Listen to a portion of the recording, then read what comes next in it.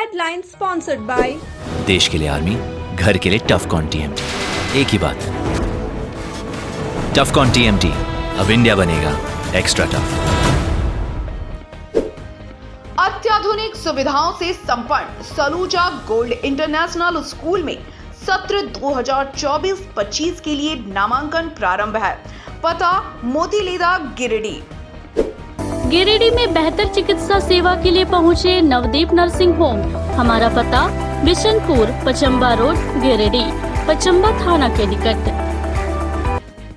Electric उपकरणों में 38 वर्ष पुराना नाम अनीता इलेक्ट्रिक स्टोर और अब नए रूप व फ्लेवर में आपकी सेवा में तत्पर है।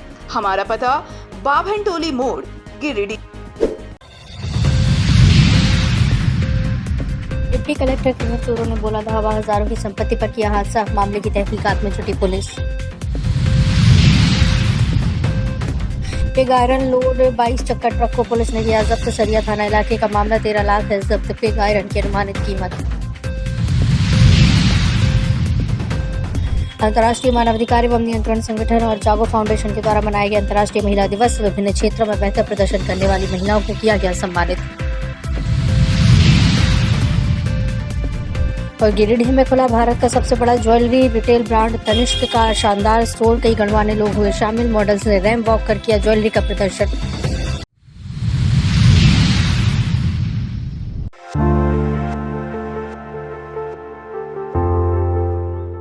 पचम्बा थाना क्षेत्र के कृष्णा नगर लखारी में बंद घर का ताला तोड़कर चोरों ने लाखों रुपए की परिसंपत्ति पर हाथ साफ कर लिया। बंद घर के गृहस्वामी जामताड़ा जिला में डिप्टी कलेक्टर के पद पर कार्यरत हैं। चोरी की घटना की जानकारी डिप्टी कलेक्टर कमलेश कुमार दास को उनके पड़ोसी ने दी। इसके बाद डिप्टी कलेक्टर जामताड़ा से दौड़े भागे घर पहुंचे और पूरे घर का मुआयना कर इसकी सूचना पुलिस को दी। वहीं घटना की सूचना मिलते ही पचम्बा थाना पुलिस तत्काल घटना स्थल पर पहुंची और घर में हुई चोरी की घटना का जायजा लिया।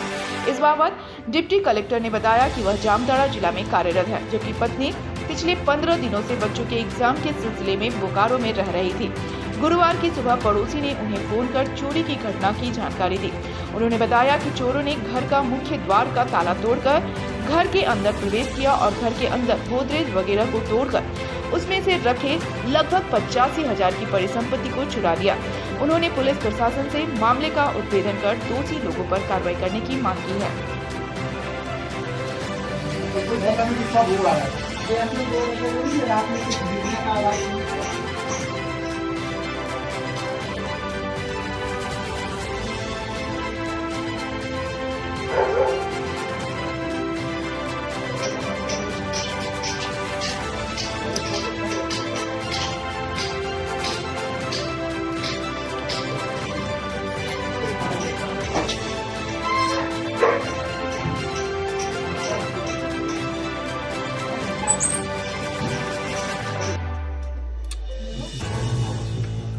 डेटा से हाँ, डेटा यहाँ पे रखा हुआ था। उसका था। नहीं, डेटा अच्छा।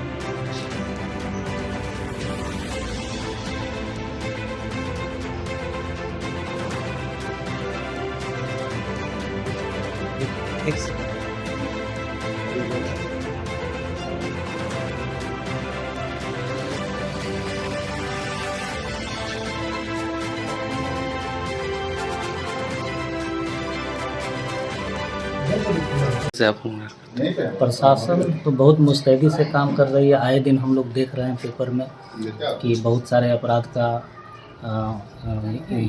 अनुसंधान हो रहा है और उसका खुलासा भी हो रहा है। हालांकि यह एरिया जो है बहुत प्राइम एरिया है इस टाउन का, और इसमें इस तरह का हो जाना थोड़ा दुखद है, लेकिन हमको प्रशासन पर पूरा भरोसा है कि जो संपत्ति की चोरी हुई उसकी बरामदगी हो जाएगी। ये है कि मेरा घर, मैं कमलेश कुमार दास जामताड़ा में पोस्टेड हैं एज ए डिप्टी कलेक्टर। 15 दिन से लगभग मेरा घर बंद था और मेरी मिसेज गई थी, बच्चा का एग्ज़ाम चल रहा था बोकारो में, वहीं पर। तो आज सुबह हमारे बगल के पड़ोसी श्री सरोजित वर्मा जी के द्वारा पता चला कि हमारे घर में चोरी हो गई है।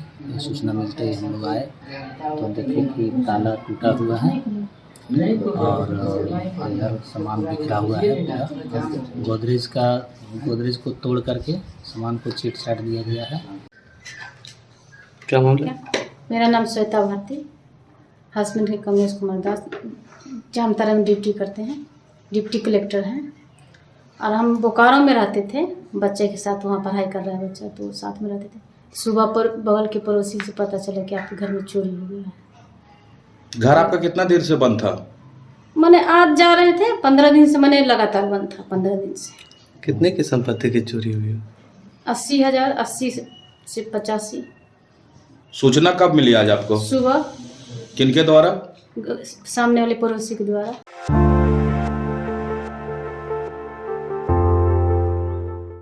जिले के लोगों के लिए खुशी की बात है। शहर के पचम्बा रोड स्थित बोड़ो में गुरुवार को भारत का सबसे बड़ा ज्वेलरी रिटेल ब्रांड और टाटा परिवार का सदस्य तनिष्क ने अपने शानदार स्टोर का शुभारंभ बड़े ही धूमधाम से किया। इस अवसर पर तनिष्क के ईस्ट 2 के regional business manager Vikramjit M, franchisee partner Prem Kumar, Giridih विधायक श्री दिव्य कुमार सोनू, देवघर के पूर्व विधायक सुरेश पासवान, सलूजा गोल्ड ग्रुप के निदेशक अमरजीत सिंह सलूजा, प्रदीप अग्रवाल, श्रेयांश जैन, पिंटू बर्णवाल समेत कई उद्योगपति व गण्यमान्य उपस्थित हैं। इस दौरान फ्रेंचाइजी पार्टनर प्रेम कुमार की मां ईस्ट 2 के regional business manager Vikramjit M समेत गण्यमान्य लोगों ने फीता काटकर और दीप प्रज्वलित कर स्टोर का उद्घाटन किया। उद्घाटन अवसर पर कंपनी के द्वारा अतिथियों को सम्मानित किया गया। वहीं मॉडल्स के द्वारा रैंप वॉक करके उपस्थित अतिथियों के समक्ष गहनों का प्रदर्शन किया गया। सब तैयार हैं? Ready? So 1, 2, 3 and here we go. Please lift the balloon. एक बार सभी जोरदार तालियां बजाएंगे, come on.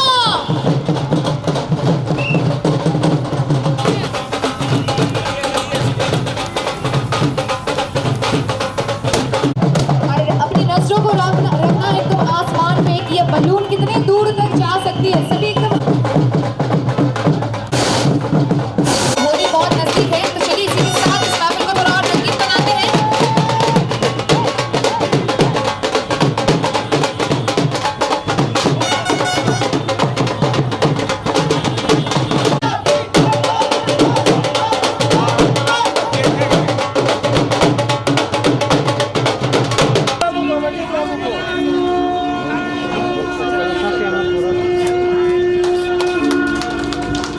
तालियां तो हो जाए सब मिलके एक बार। दीपं ग्रहाण देवी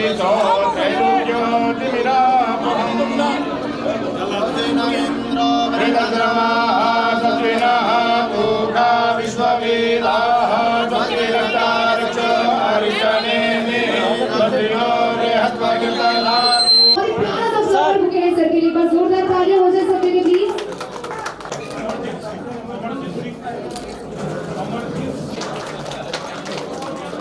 एक बहुत ही प्यार हुई लंबा। Thank you sir. अच्छा, यहाँ पे सम्मानित का कार्यक्रम चल रहा है। जो तीनों मॉडल है और थर्ड मॉडल भी आप सभी के सामने है, साथ में ज्वेलरी भी। तो एक बार तालियां बजाएंगे सब मिलके जिनके हाथ खाली है। Come on.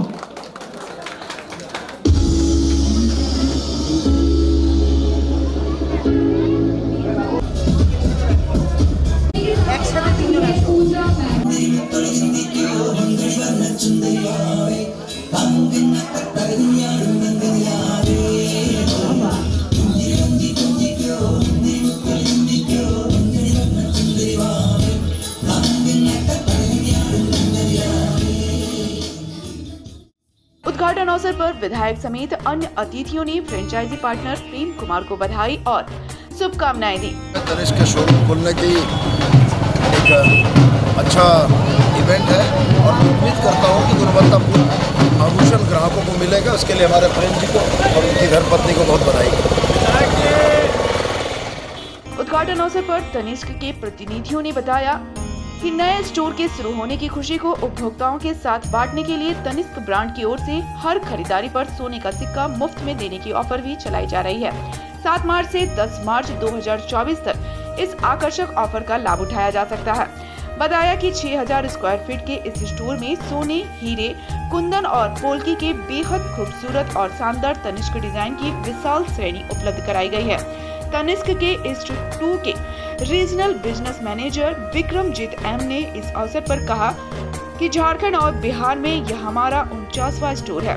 देश का पसंदीदा ज्वेलरी ब्रांड होने के नाते हमारे उपभोक्ताओं को अतुलनीय ग्राहक सेवा प्रदान करना हमेशा से ही हमारा प्राथमिक उद्देश्य रहा है। मेरे राइट में जो बैठे हुए हैं, जो यहाँ का हम लोग का फ्रेंचाइजी है, मिस्टर प्रेम कुमार और पत्नी यहाँ पे बैठे हुए हैं। तो इन दोनों को पहले बधाई देना चाहते हैं कि टाटा के साथ और तनिष्क के साथ जुड़ने के लिए। ये हुआ हम लोगों का जो हर झारखंड का 14 स्टोर। पहले उसको तो पहले हम लोग ताली बजा के स्वागत कर लेते हैं। 14 स्टोर ऑफ झारखंड ये हो गया है। और बहुत सारे कंज्यूमर्स का हम लोग के पास रिक्वेस्ट था कि अभी गिरिडीह में खोला जाए, क्योंकि यहाँ से कुछ 60 किलोमीटर हमको जाना पड़ता था धनबाद या तो बाबा धाम। वहाँ पे भी हम लोग का एक स्टोर है, तनिष्क का स्टोर है, वहाँ पे जाना पड़ता था। तो ये रिक्वेस्ट को हम लोग बहुत दिन से सुन रहे थे, तो हम लोग ये फिर डिसीजन लिए कि गिरिडीह में तनिष्क का स्टोर जो झारखंड का।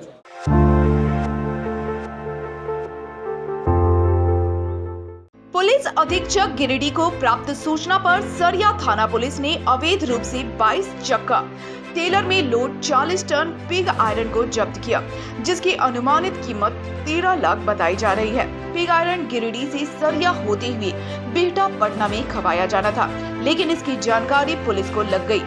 बताया गया कि एक 22 चक्का टेलर में अवैध रूप से पिग आयरन लोड करके ले जाया जा रहा है। पुलिस अधीक्षक ने गुप्त सूचना का सत्यापन एवं आवश्यक कार्रवाई हेतु त्वरित टीम का गठन किया, जिसमें अनुमंडल पुलिस पदाधिकारी बगोदर सरिया धनंजय कुमार राम, सरिया थाना प्रभारी अरविंद कुमार सिंह दल बल के साथ गाड़ी का सत्यापन करते हुए 22 चक्का टेलर गाड़ी को रोककर जांच पड़ताल किया और उसमें लोड पिग आयरन से संबंधित दस्तावेजों की जांच की, जिसमें दस्तावेज फर्जी पाए गए।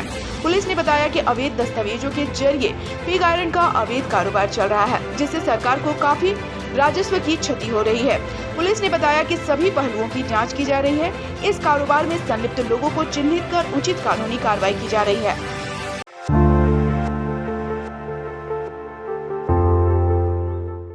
कांग्रेस पार्टी की ओर से गुरुवार को गिरिडीह में भी एसबीआई मुख्य शाखा के सामने धरना प्रदर्शन किया गया। बताया गया कि चुनावी इलेक्टोरल बॉन्ड के जरिए राजनीतिक दलों को मिलने वाले चुनावी चंदे की जानकारी सार्वजनिक करने को लेकर एसबीआई की ओर से सुप्रीम कोर्ट से जून तक का समय मांगा गया है। कांग्रेस इसी का विरोध कर रही है। मोदी तेरी तानाशाही कांग्रेस पार्टी जिंदाबाद, कांग्रेस पार्टी जिंदाबाद, सोनिया राहुल जिंदाबाद, नरेंद्र मोदी होश में आओ, नरेंद्र मोदी होश में आओ। मौके पर प्रदर्शन की अगुवाई कर रहे जिलाध्यक्ष धनंजय सिंह ने कहा कि केंद्र सरकार के इशारे पर एसबीआई के अधिकारी जानबूझकर सुप्रीम कोर्ट से जून तक का समय मांग रहे हैं ताकि लोकसभा चुनाव संपन्न हो जाए। आज पूरा देश में कांग्रेस पार्टी की ओर से हर एक जिला मुख्यालय में भारतीय स्टेट बैंक ऑफ इंडिया के मुख्य शाखा में हम लोग विरोध प्रदर्शन कर रहे हैं। इस विरोध प्रदर्शन का कारण ये है कि हाल ही दिनों में सर्वोच्च न्यायालय के द्वारा जो चुनावी बॉन्ड का जो नतीजा आई थी, उन्होंने एसबीआई से कहा था कि 6 मार्च तक जितने भी राजनीतिक दल इस देश में हैं, उनकी जितनी भी फंडिंग आपके अकाउंट्स में है उसको सार्वजनिक करें और उसकी रिपोर्ट चुनाव आयोग को आप दें, जिसकी डेडलाइन 6 मार्च थी। तो आज 6 मार्च से आज 7 मार्च हो गए हैं, इन्होंने इस चीज़ को नहीं किया। तो कहीं ना एक राजनीति से प्रेरित लग रही है कि भाजपा के जो चुनिंदे इस देश में जो उनकी उद्योगपति की जो सांठगांठ है उसको बचाने के लिए ये उन्होंने आज 6 मार्च का जो निर्देश था सुप्रीम कोर्ट का कि आप इसको क्लियर करें, नहीं किया। तो कहीं ना कहीं इनको ये एक दबाव दिया जा रहा है कि आप घोषणा ना करें और आपका ये जो माफ़ करें, जो रिजल्ट आ रही है SBI का, जो इन्होंने अभी स्टेटमेंट दिया हुआ कि मैं 30 जून तक इसको मैं बताऊंगा, तो लगता है कि 30 जून तक तो चुनाव भी ख़त्म हो जाएंगे, नई सरकार भी गठन हो जाएगी। तो जो देश जो जाना चाहती है, सो SBI उसको क्लियर नहीं करना चाहती है। तो निश्चित रूप से एक जो सरकार की जो मंशा है, जो हम लोग को जो रिपोर्ट है जो आई है, जो पैसे हैं जो इस अकाउंट में SBI में चुनावी दल के सभी राजनीतिक दल में, उसमें से 55% भाजपा वाले को ही पैसा है। तो उनको लगता है कि इनके दबाव में लोग डिक्लेयर नहीं कर रहे हैं। इसी के विरुद्ध में आज हम लोग यहाँ पर धरना प्रदर्शन हम लोग कर रहे हैं। वहीं अन्य नेताओं ने कहा कि कांग्रेस इस मुद्दे पर चुप नहीं बैठेगी और हर व्यक्ति तक ये संदेश पहुंचाएगी कि चुनावी बॉन्ड के नाम पर न केवल लोकतंत्र को नुकसान पहुंचाया गया, बल्कि भाजपा ने एक बड़ा आर्थिक अपराध भी किया। ये कहीं ना कहीं हमको लगता है कि भारत सरकार के द्वारा माननीय मोदी जी के दबाव में ये स्टेट बैंक काम कर रही है। जिस तरीके से आपने देखा कि ED और CBI भारत सरकार के द्वारा अंडर में काम कर रही है, उनके इशारे पे काम कर रही है। यदि अगर वह प्रेशर भारत सरकार का और मोदी जी का नहीं हुआ होता तो निश्चित रूप से 6 मार्च को ये खुलासा हो गया रहता कि किस राजनीतिक दल का कितना फंडिंग आपके यहाँ जमा है। लेकिन मोदी जी ने ये दिशा निर्देश दे दिया होगा कि आपको इसका खुलासा नहीं करना है। लेकिन अब भारतीय जनता पार्टी ये चाहती है कि इसका खुलासा हो तो बाद में हो, सरकार बन जाने के बाद। तो इसके लिए भारतीय स्टेट बैंक ने 30 जून का डेडलाइन मांगा है। धरना प्रदर्शन में महमूद अली खान, अमित सिन्हा, अनिल मेहता, मनोज राय, अनिल चौधरी, मदन लाल विश्वकर्मा, हरीश यादव, सुरेश शर्मा, मनोज दास, प्रोफेसर मंजू अंसारी, पप्पू, सद्दाब, सुलेमान अख्तर, पंकज सागर, मेहताब राजा, सुजीत मंडल, सोहेल खान, अमित दास, सुरेश दास, रणधीर पासवान आदि मौजूद थे। वहीं धरना प्रदर्शन के मद्देनजर पुलिस के जवान भी शाखा के पास थे।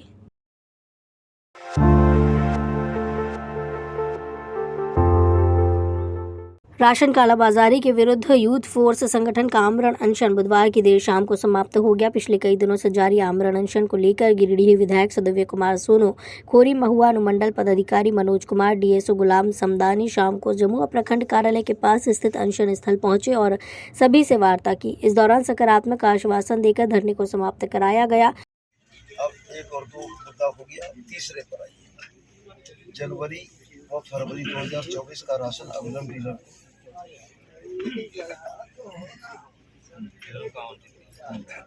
जुड़ा हुआ है। RO आपको फरवरी के अंतिम सप्ताह मिल जाता है।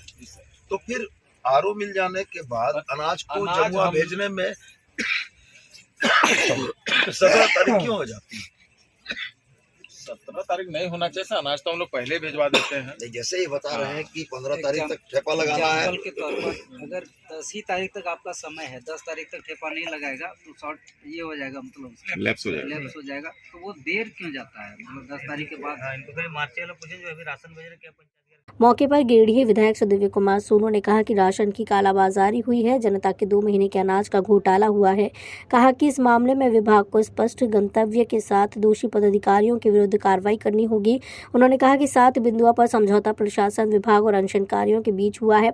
विधायक ने कहा कि ये केवल प्रयास है, इसमें 100% सफलता मिलेगी ये कहा नहीं जा सकता, लेकिन इसी तरह लोग सजग रहें और अपने हक अधिकार की आवाज़ बुलंद करते रहें।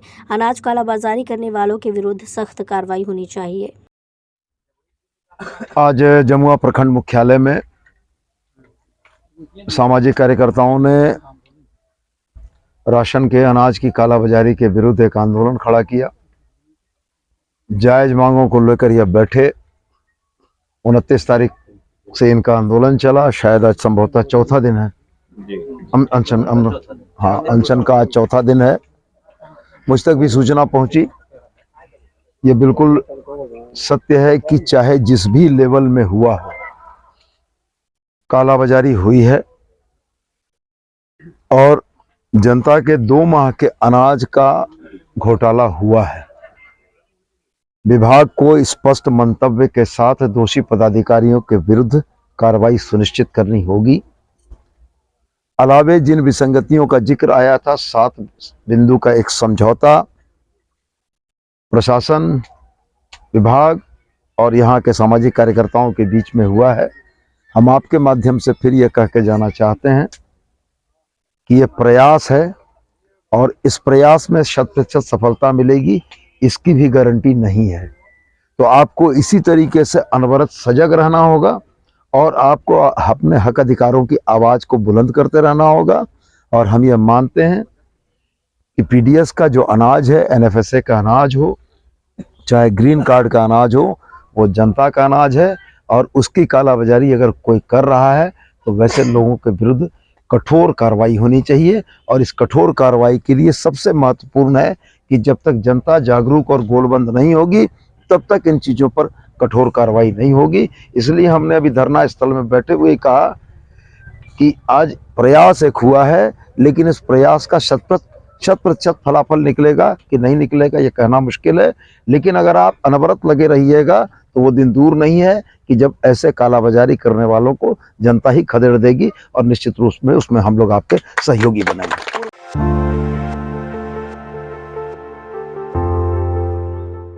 अंतर्राष्ट्रीय मानव अधिकार एवं नियंत्रण संगठन के द्वारा गुरुवार को सिकदारडीह में अंतर्राष्ट्रीय महिला दिवस मनाया गया। समारोह के दौरान सामाजिक, राजनीतिक, आर्थिक व विभिन्न क्षेत्रों में बेहतर प्रदर्शन करने वाली महिलाओं को पुष्प गुच्छ देकर सम्मानित किया गया।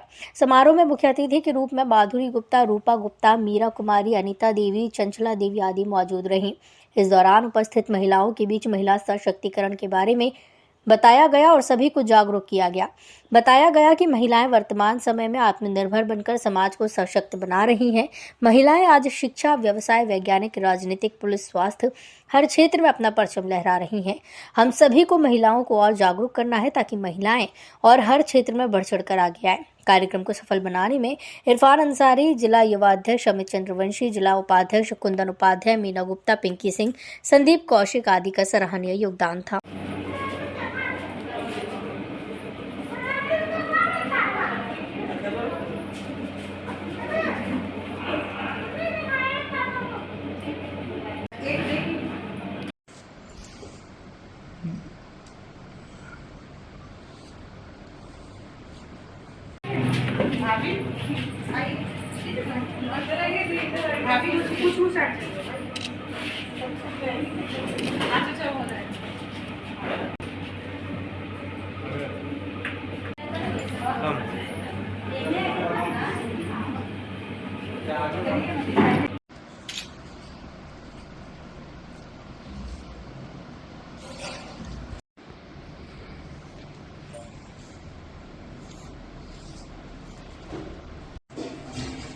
एक मिनट रुकिएगा।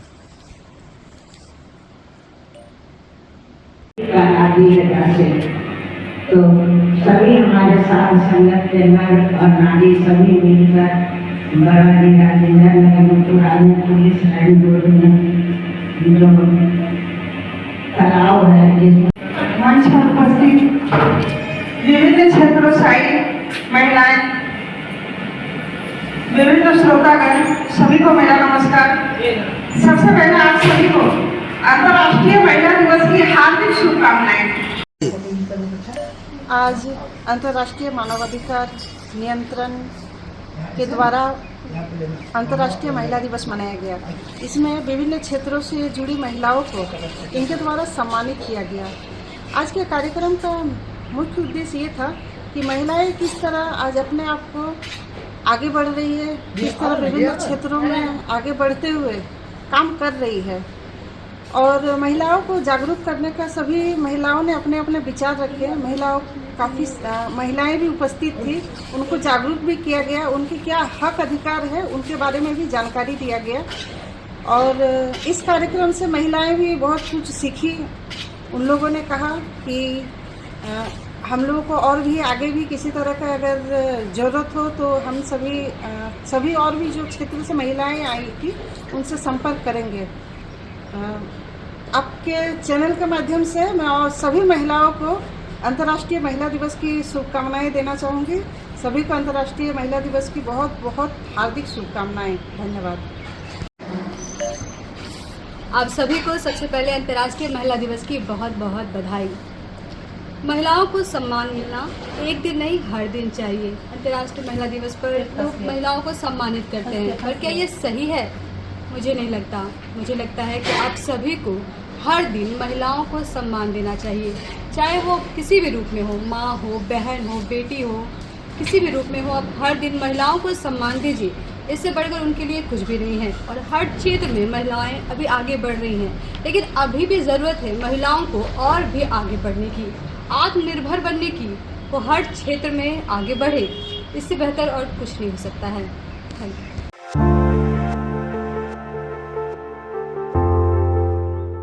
गिरिडीह नाबार्ड, जागो फाउंडेशन और रिबिल्ड इंडिया फंड के संयुक्त तत्वाधान में गुरुवार को भंडारीडीह स्थित एक होटल में महिला दिवस समारोह का आयोजन किया गया।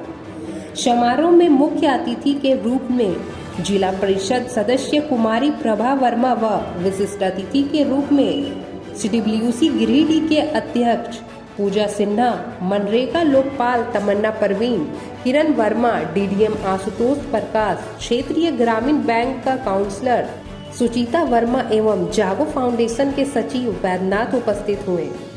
समारोह का उद्घाटन अतिथियों द्वारा संयुक्त रूप से दीप प्रज्वलित कर किया गया। समारोह में महिला अतिथियों एवं जिले के विभिन्न गांव में समाज हित में बेहतर काम कर रही महिलाओं को शाल और मोमेंटो देकर सम्मानित किया गया।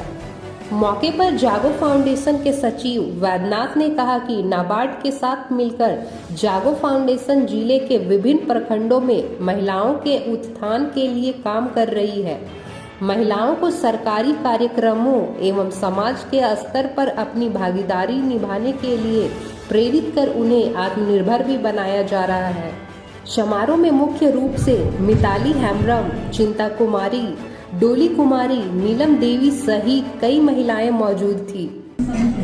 अधिकार, सम्मानपूर्ण जीवन जीने के लिए जो कमियां हैं उसको लेकर के हम एक डिबेट आज शुरू कर किए हैं। जिसमें पहला बात है कि रिबिल्ड इंडिया फंड, नाबार्ड और जागो फाउंडेशन ये संयुक्त प्रयास है कि हर क्षेत्र में महिलाओं को अधिकार, स्वतंत्रता और समानता मिले और आर्थिक क्षेत्र में महिलाएं दिनों दिन जो है वो कहीं पर निर्णय लेने में या कहीं असमानता है उसको बराबरी कैसे लेवल पे लाया जाए और जो इसके साथ है परामर्श, परिवार चलाने का जिम्मेदारी है, समाज चलाने का जिम्मेदारी है, उसमें महिलाओं की भूमिका अहम है। लेकिन महिलाएं जो है वो आज पंचायती राज के क्षेत्र में देखें तो सिर्फ जीत करके जब आती है तो वो नेतृत्व करने की क्षमता उसके अंदर उस तरह का दिखाई नहीं देता है। तो उसको बोलने का और समाज के साथ कंधा से कंधा मिला करके चलने का जो सोच है उसको बढ़ाने का काम जागो फाउंडेशन और नाबार्ड की तरफ से आर्थिक रूप से सशक्त बनाने का काम है और जागो फाउंडेशन है महिलाओं को हर क्षेत्र में जागरूक करके और अपना सही नेतृत्व कैसे कर सके इस दिशा में हम एक भारत की शुरुआत यहाँ पे आज कर रहे हैं। और अगला जो हमारा होगा जो गिरिडीह, पीरटांड और तीसरी और गाँव, ये 4 ब्लॉक है जहाँ पर महिलाओं को हर स्तर पे साथ मिलकर के प्लानिंग करके और आगे बढ़ने के लिए हम लोग प्लेटफॉर्म उसको देने का काम किए हैं। पीरटांड में जैसे एक ग्राम दुकान, SHG ग्राम दुकान की शुरुआत किया गया है। तीसरी में भी एक किचन, दीदी किचन का शुरुआत किया जा रहा है। तो इस स्तर से उसको व्यावसायिक क्षेत्र में आगे बढ़ाया जाए और हम लोग उसको आर्थिक रूप से संपन्न बनाना है, आत्मनिर्भर बनाना है और स्वावलंबी बनाना है ताकि समाज में महिलाओं का किसी भी तरह का गैर बराबरी ना हो सके।